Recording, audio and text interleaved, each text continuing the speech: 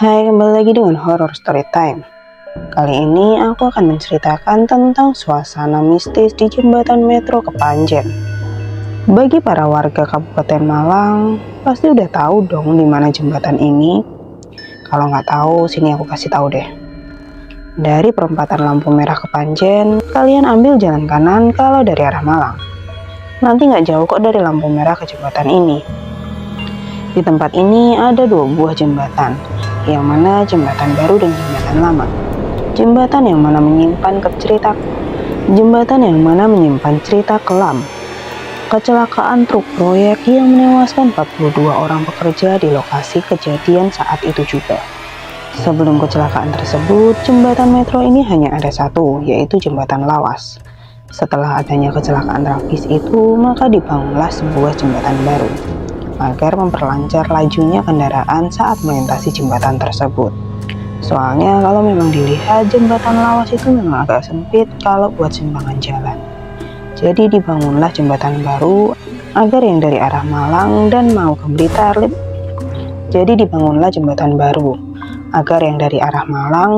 Blitar bisa lewat jembatan baru, dan kalau dari arah Blitar bisa lewat jembatan lawas. Di jembatan ini juga ada monumen yang dibangun untuk menghormati 42 pekerja yang meninggal di tempat. Nah, untuk kali ini aku akan kupas tuntas ceritanya di sini. Cerita di mana salah satu orang yang pernah lewat jembatan ini saat maghrib. Jangan salah ya, di sini itu jam 5 sore itu udah termasuk maghrib, sepi banget. Hanya ada suara riuh pepohonan yang tertiup angin dan suara air sungai yang menemani sepinya malam di jembatan metro. Jatmiko. Beliau ini adalah warga Kepanjen. Kebetulan beliau sedang menaiki motor jadulnya yaitu Honda Astrea. Beliau bercerita, sebenarnya ini yang salah adalah Pak Jatmiko. Karena kalau surup itu sebenarnya nggak boleh kemana-mana.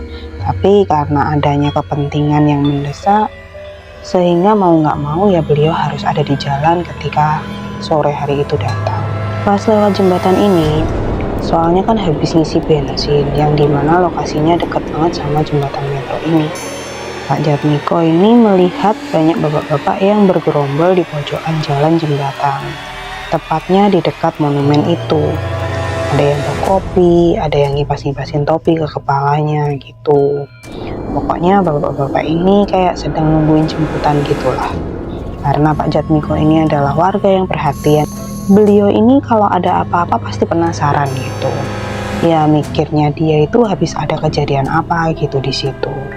Akhirnya berhentilah beliau di tempat dimana bapak-bapak itu bergerombol. Dan benar aja dong Pak Jatmiko menyapa bapak-bapak itu. Pak Jatmiko ini langsung nanya ke salah satu bapak yang ada di sana. Ada apa Pak? Ini kok ramai sekali.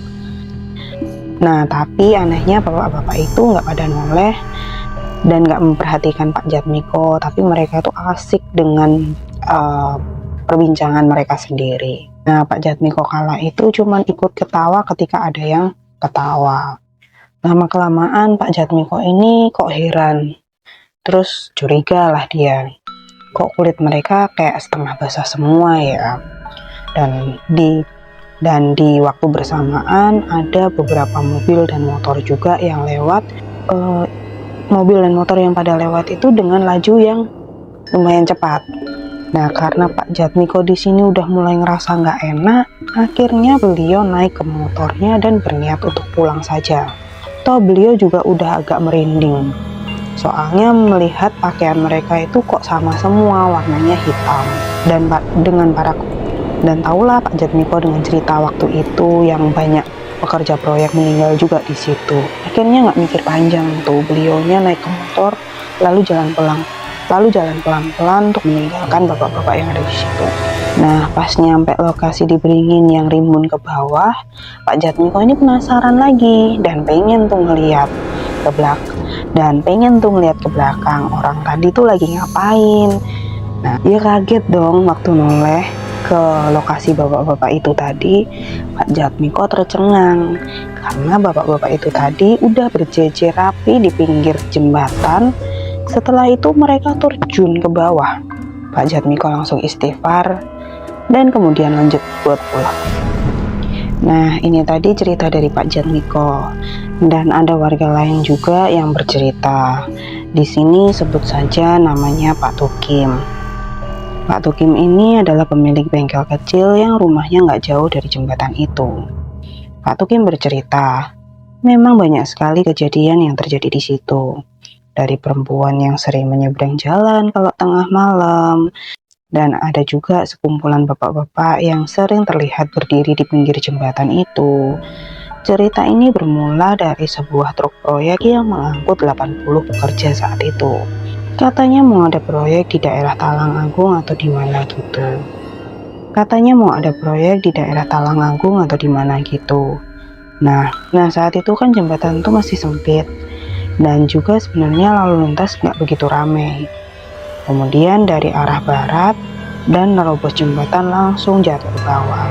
Nah, Pak Tukim ini adalah saksi juga saat kejadian itu terjadi karena turut membantu mengevakuasi korban yang meninggal maupun yang selamat. Truk kehilangan kendali dan mengakibatkan korban meninggal sebanyak 42 orang itu tadi. Akhirnya setelah kejadian tersebut dibuatkanlah jembatan baru agar jembatan lama tidak menjadi jalur simpangan lagi, melainkan jalannya